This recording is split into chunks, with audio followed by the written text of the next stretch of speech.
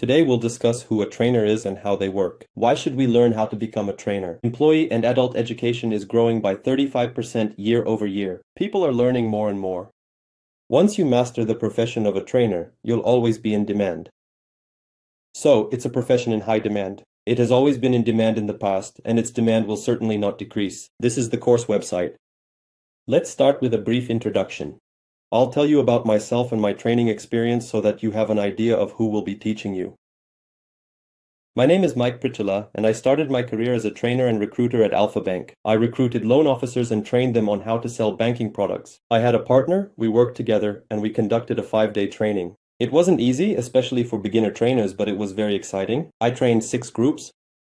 Then I changed my role, focusing more on recruiting, but training never left me. Over time, I started teaching training courses.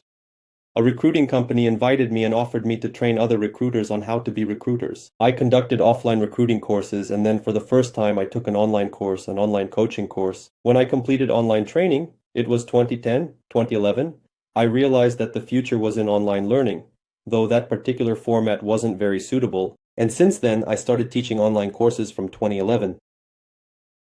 But at the same time, there were many parallel offline courses. They lasted from 2 days, probably no more than 3 days. And so I've been conducting trainings up to the present day. Recently, I calculated that I now conduct about 500 webinars a year.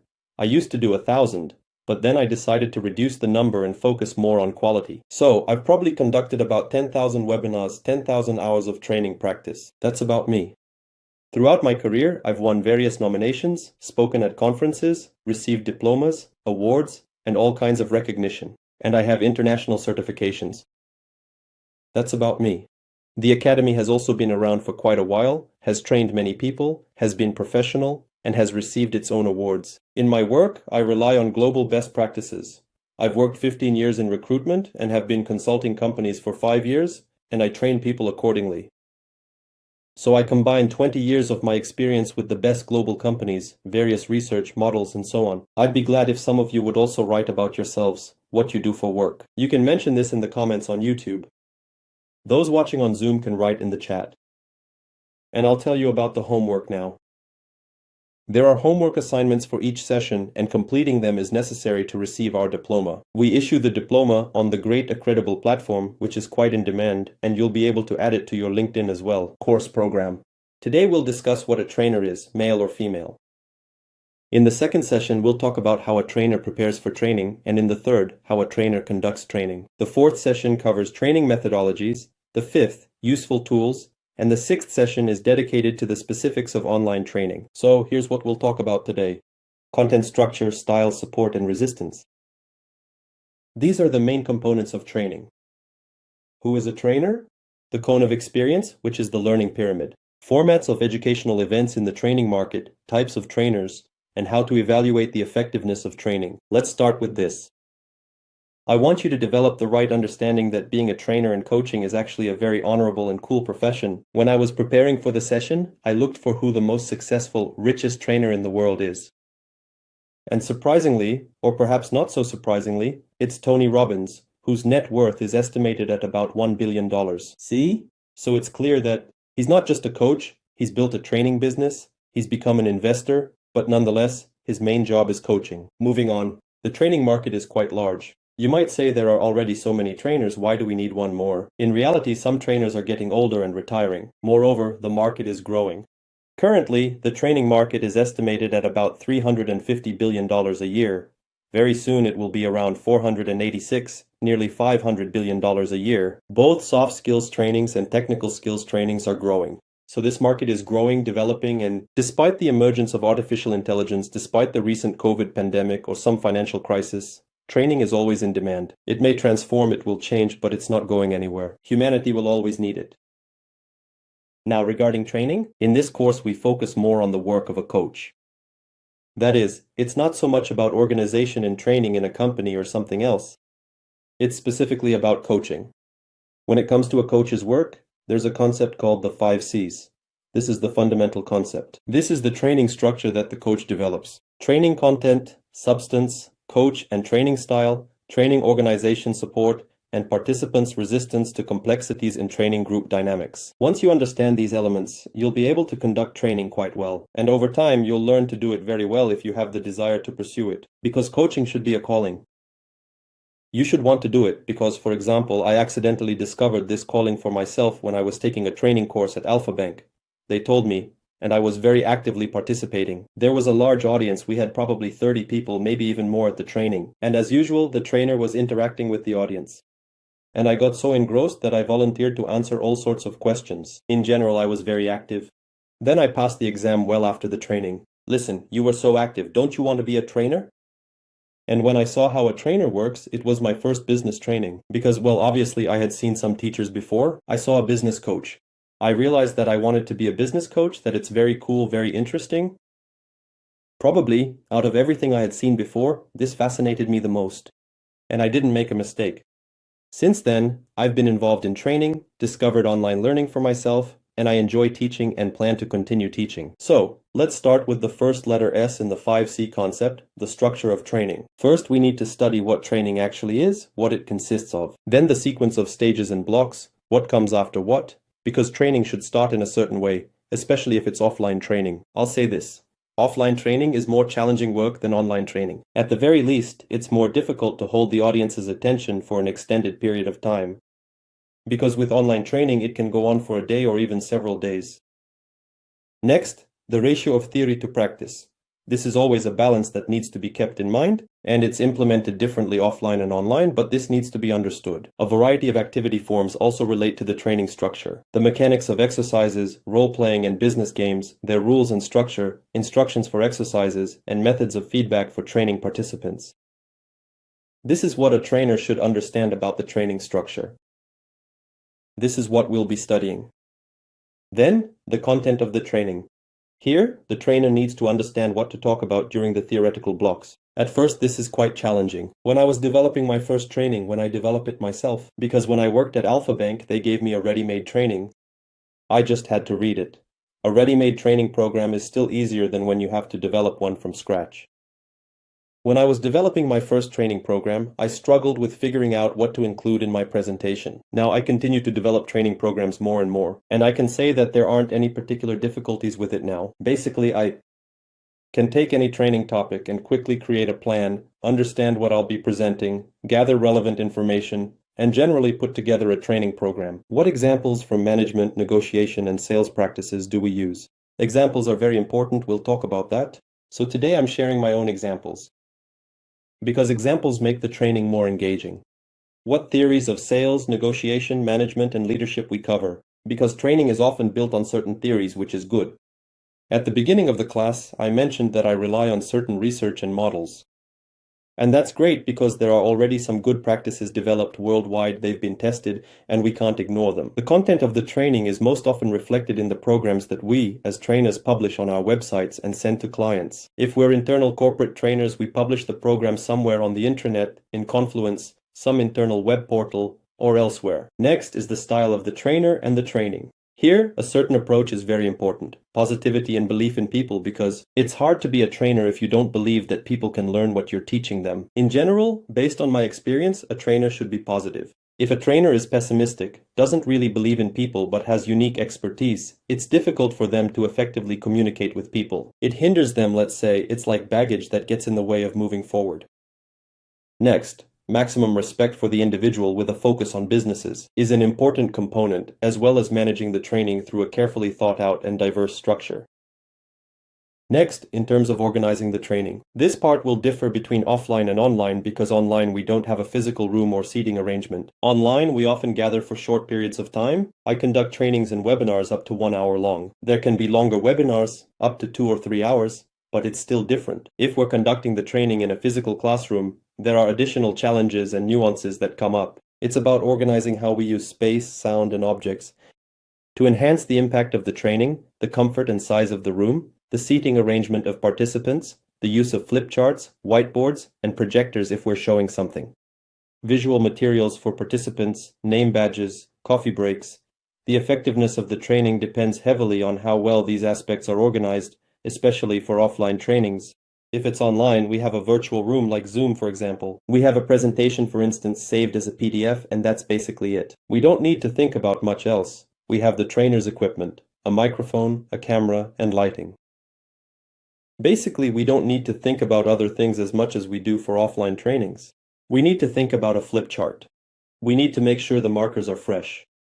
We need to ensure the board is clean, and if we're using paper, there should be enough of it. Participants might need handouts, and again, we need a projector to show things. So it's a bit more hassle. Next, dealing with resistance to difficult situations and unfavorable group dynamics. This primarily applies to offline learning or online learning in a more workshop-like format, when people actively interact and communicate with each other. In a typical online setting like how we're communicating now, fewer of these issues arise because the interaction happens through homework assignments, feedback, chats, and so on. But if it's offline, what could happen? Low motivation of participants for learning, but this can happen online too. Mandatory attendance at corporate training. This is a particularly challenging category when we conduct corporate training, and people come with different motivations. Some were forced to attend, some came on their own, some resisted but still ended up at the training, and so on. There are people with negative experiences from previous education and trainings, which is also challenging. It's a challenge for the trainer to convince them that this training will be beneficial. There might be a biased attitude towards the training, people's disbelief in the effectiveness of the training, participants' distrust of the trainer, even confrontation with the trainer. And there might be hidden cold conflicts between participants before the training that manifest during the training and escalate into a hot phase. So the trainer must be prepared for these challenges. There's no need to fear them. I would say it greatly depends on how you teach and who you are teaching. For example, when I was at the beginning of my career, I was training people who were actually motivated because these were people we hired to work for us, and they needed this training to work with us. In other words, they could not really work without this training. So it was easier for me. You know, that kind of unmotivated group. I did not have to train. Rather, as an human resources professional, I have seen how such people participate in trainings. I mean, as an human resources professional, I organized many trainings, from small ones, about 10 people, to huge ones at the STB TV channel, where our largest trainings were probably for 200 people. When we brought in world-renowned screenwriting stars like Linda Seeger or McKee or even Cope, and there were a lot of people there. But again, it was a slightly different format with less resistance. And I had this interesting experience of conducting a training for a team of managers. They also had a few people who maybe weren't highly motivated to learn, but a shareholder representative was present, so everyone generally behaved well. So what's my point? I want to say that in my personal experience, I haven't encountered a very uncooperative group, fortunately, but it can happen. If you're an in-house trainer and some people are sent to you for training who aren't very motivated, or you're a business trainer in a training company working for yourself, someone bought a corporate training and there are such people there. In general, a trainer should be prepared for this. Let's move on. Who is a trainer? This is a specialist in the field of staff training and development. In English, it's training. Their main task is, on one hand, to provide knowledge that grows into skills and to develop these skills to the point of automaticity, and also to change social attitudes. For example, staff motivation or company strategy. So it's not just about transferring information, but to ensure that it turns into realistic actions that people consistently perform. And this is probably the biggest challenge of our profession as trainers, especially if we don't always have the opportunity to support people in some way after the training. Because it's one thing to teach and another to achieve practical application and ensure that it works in practice. There are also different styles of trainer work. The first style is the organizer. The trainer shapes the process, focusing more on conducting exercises and activities rather than presenting the material themselves. The second style is the expert. The trainer is hired because they're one of the best in their field. They deliver information from the position of, I know how it should be done. And the third style is the communicator, a trainer who is a vivid, emotional storyteller, building their presentation on stories, jokes, emotions, and vivid imagery. You might find one style that suits you here. You might combine several styles. You might switch between styles depending on the situation.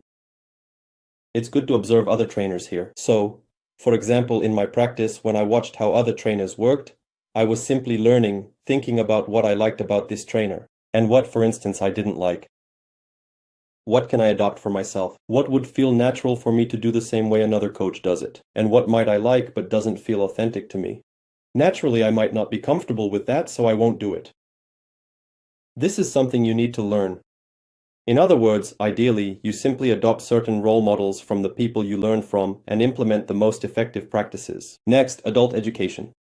It's important to understand that for the most part, we're talking about business coaching here. Although the knowledge isn't universal, teaching students will also be quite similar. Nevertheless, adult education and children's education differ somewhat, primarily because adults have life experience. For example, when children go to school or kindergarten, or teenagers go to college, they have a certain mindset. I'm going to be taught to have someone with experience tell me how things really work because I don't know it. It's a bit different for adults. Adults have varying degrees of different experiences, so when they go for training, they all relate it to their own experiences, compare, apply, and translate it to their own experience. And that's why adult education is a bit different from teaching children. There are many similarities and different opinions. Some say, oh, these are different sciences, pedagogy and andragogy, while others say, no, basically, it's fundamentally the same. There's evidence for both sides. I wouldn't say I have any experience teaching children, but I do have experience speaking in front of students. I suppose interacting with students is still different from interacting with adults. Adults, they have a conscious attitude towards their learning process, a need for independence, a need for meaningful learning, to solve important problems and achieve specific goals, which provides motivation, a practical orientation towards learning, and a desire to apply the acquired knowledge, skills, and abilities.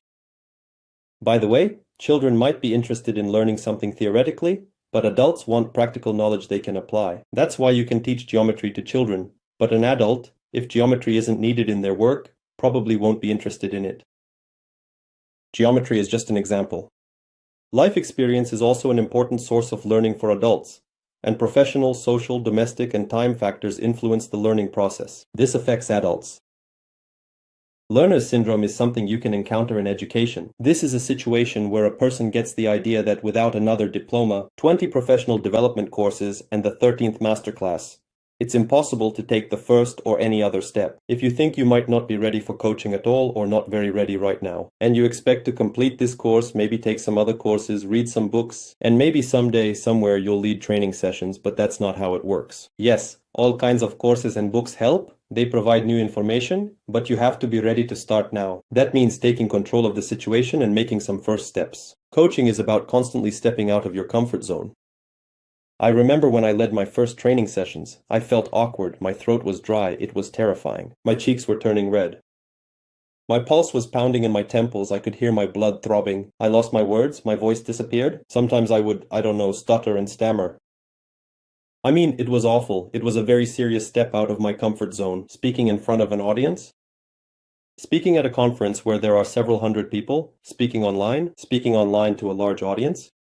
Speaking online in English, I started speaking at conferences in English. Of course, all of this is stepping out of your comfort zone, but you can't say that you'll ever be fully prepared for it. You need to face your fear and not be afraid of making mistakes. Those who don't make mistakes haven't tried. Don't procrastinate, don't wait until you have a lot of knowledge, just go out there and conduct the training. Only after getting feedback can you fill in the gaps in your knowledge. This is the only way you can figure out what knowledge you still need. Here's how the learning process works. You conduct the training, get feedback from the group, analyze it, understand what skills you're lacking, choose a learning format and location, then learn, adapt it to your work, and then conduct the training again. And this cycle continues. We also collect feedback on our trainings, and people occasionally share their thoughts about the trainings in one way or another. I'm constantly learning from this, both in terms of the training content and various aspects of delivery. What people say is important to me, and I try to implement changes based on that feedback. It helps me grow. This is essential, but if you don't conduct trainings, you won't get any feedback. If you look at some super successful coaches like Tony Robbins or others, and you see that they conduct training perfectly in your opinion, it's likely because it is perfect. It has become that way today due to a lot of trial and error in the past. These people made mistakes too, started with some initial steps, had some rough edges. You can even try to find some old videos of these coaches. You'll see that they performed very differently back then. By the way, this applies not just to coaches, but to anyone who speaks publicly. I once found some of Elon Musk's earliest videos when he was starting to build Tesla. He could barely communicate. It was difficult for him to perform on stage and give interviews. And now he's such an outgoing guy. That's how all of this develops through practice. Here are some useful questions to ask yourself when starting out. What is my overall goal? What could your life mission be? How does conducting trainings contribute to achieving my overall goal? And what do I need to do to conduct trainings? What resources are available and what resources do I need? That's the big picture. It's useful to think about these things. Moving on. The learning pyramid consists of several levels. This includes the level of material mastery and different types of activities. A lecture gives us 5%, reading 10%, audiovisual 20%, demonstration, group discussion and practical work 75%, teaching others and direct application of knowledge 90%. What does this tell us? First, it helps us understand how people learn and how to improve learning capacity, that is, through which actions. And on the other hand, it's useful for oneself as well. How I learn? If I teach others, it's the highest level of self-development. I noticed when I started teaching various HR topics while I was still working as a recruiter, I noticed how I began to understand many topics better, started to discover new ideas and draw new conclusions, and find new tools. It was very beneficial. So I realized that teaching really allows you to understand things better yourself. This applies to others too.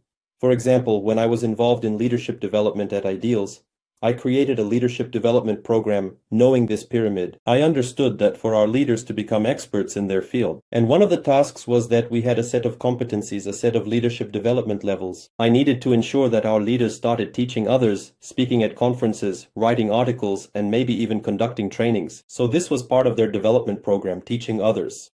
We started doing this. For example, one of our leaders, the head of front-end development, was preparing for a conference and said, I didn't even think that preparing for a conference presentation would make me delve so deeply into a topic I work with.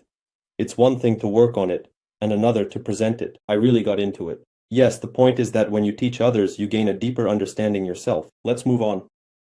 Forms of educational activities in the educational services market. So we can have a lecture.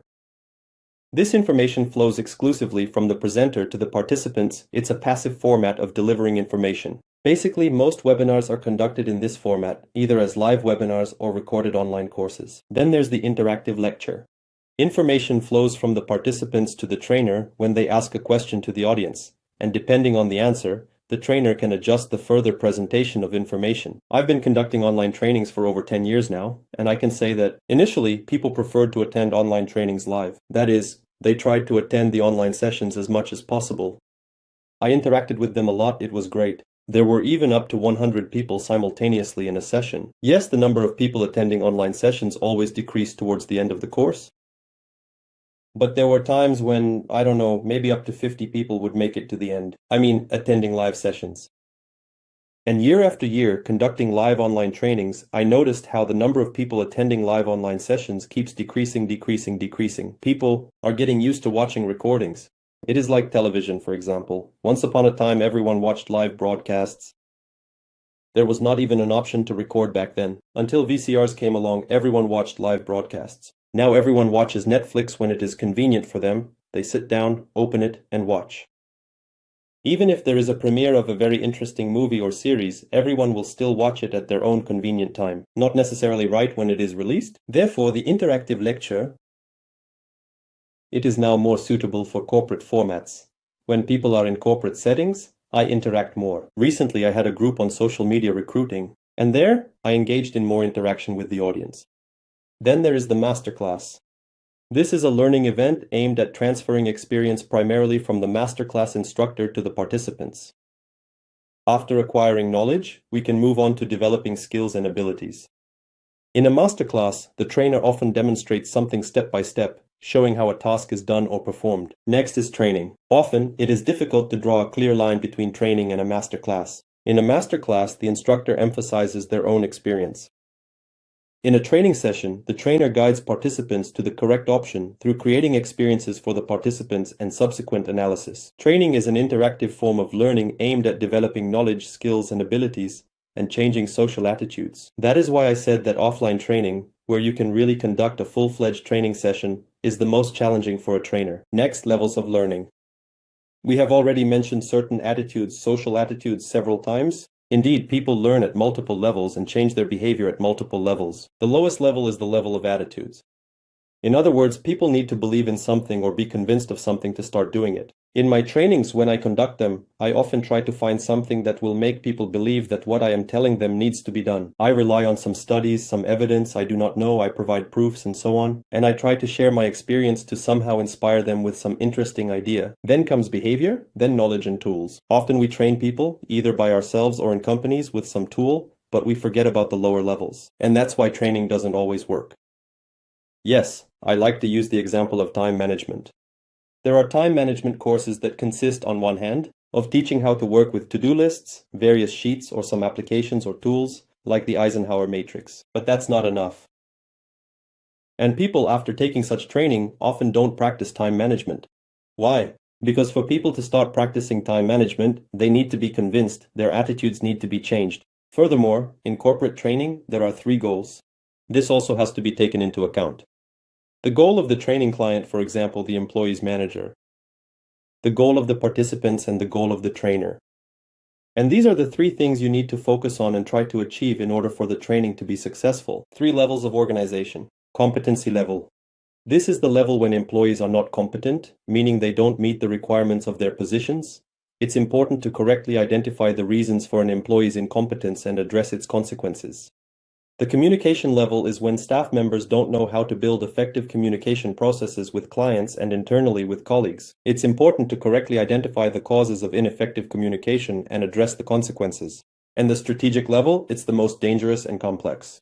This is when the company has hit a dead end, there are no growth areas, no clear development strategy, or direction for the company. It happens that trainings are seen as a tool for organizational development, as a problem-solving tool. And indeed, trainings solve many things. But it's important to understand that sometimes a company tries to conduct training where the problem doesn't lie in learning, and it doesn't work. So it's important to take this into account. A workshop offers an exchange of experiences between participants. The trainers here only properly organize the process. And the trainer doesn't necessarily need to be a mega expert here. This is another format for development. A seminar is a group practical session where participants prepare reports and presentations. In short, they're sharing experiences again. There are also different types of trainings. Psychotherapeutic training, directed change in consciousness, personal growth training. These are qualitative changes in personal potential. Such social psychological trainings are about developing not only the necessary attitudes, not only a winner's mindset, but also certain skills. Business trainings are about boosting certain competencies needed in professional activities, and skills trainings are aimed at developing a specific skill or skills in isolation. Effective training is aimed at achieving skill development goals, mastering attitudes that accompany their correct and motivated use. And there are 2 types of skill work, so-called soft skills and hard skills. They're universal, not tailored to any specific position. Hard skills are, as they're called, specific to a particular profession. How do you evaluate the effectiveness of training? When we plan training, we need to plan to make it effective from the start. To do this, you need to understand how effectiveness is evaluated. There's the Kirkpatrick model, which involves evaluating training at 4 levels. Reaction, what the participants said about the training. Learning, what they learned. Behavior, how they started to act differently. And results, what the company gained. These are the 4 levels of training evaluation. Accordingly, training planning should take into account that some positive changes should occur at these 4 levels. In fact, unfortunately, most companies evaluate training only by reaction, a bit less by learning, and very little by results. Although in training, results are the most important. There's another model for evaluating training, considered the 5th level, the return on investment calculation model. Yes, income is calculated, and it's sometimes difficult to compute. I understand that. The income that employees generated after training, minus the cost of training, divided by the cost of training. In sales, it's easy to calculate. For other positions, you have to figure out how to calculate it. Often it is possible. Now, the homework for those who are with us on this course is to answer these questions for yourself. What is my global goal? How does conducting trainings contribute to this? And what do I need to do in order to conduct trainings? Today's is an introductory session. The questions are rather philosophical. Next, we'll go through the main stages of conducting a training session, explore various tools, and touch on the topic of online learning. That's all for now. Thank you to everyone who joined me online. I invite you to take this course. See you soon. Bye-bye.